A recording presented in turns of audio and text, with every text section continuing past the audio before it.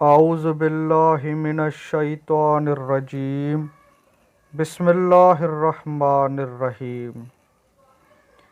جب نوشیروان عادل بادشاہ کا وقت آخر آیا اور وہ نزع کی حالت میں آنے لگا تو اس نے اپنے ولی عہد اور جوان سال بیٹے ہرمز کو طلب کیا اور آخری وقت میں چند خاص نصیحتیں کیں۔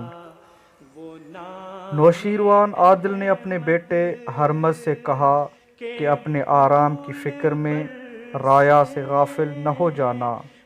اگر تو اپنا آرام و چین چاہتا ہے تو فقیر کے دل کا نگہبان ہو جا۔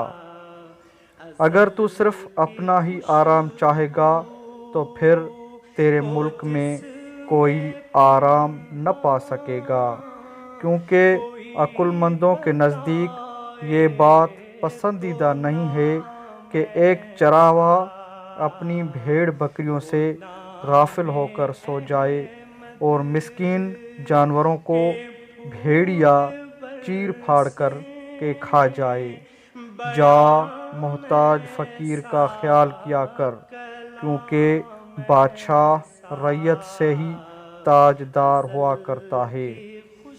بادشاہ اگر ایک درخت ہے تو اس کی رعیت اس کی درخت کی جڑ ہے جس پر درخت پھلتا پھولتا ہے۔ جب بادشاہ اپنی رعیت کا دل زخمی کرتا ہے تو وہ خود اپنے ہاتھ سے اپنی جڑ اکھاڑ کر پھینک دیتا ہے۔ اگر تو چاہتا ہے کہ ملک کو نقصان نہ ہو تو پھر لوگوں کے سکھ و چین کا خیال کر۔ اگر کسی ملک میں رایا تنگ ہے تو پھر وہاں خوشحالی کا تصور نہیں کیا جا سکتا۔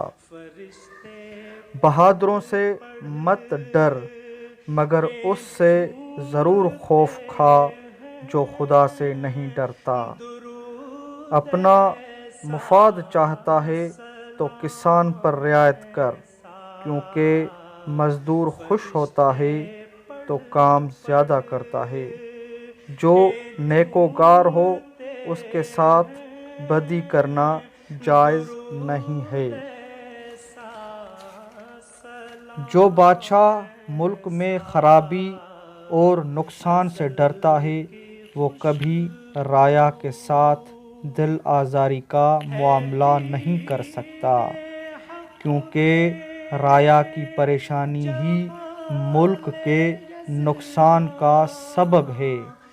جس بادشاہ میں یہ خوبی نہ ہو اس کا ملک خوشحال اور آباد نہیں رہ سکتا، اور اگر تو ان کا خیال نہیں کرے گا تو کسی دن بھی تیری رایا تیری حکومت کا تختہ الٹ دے گی۔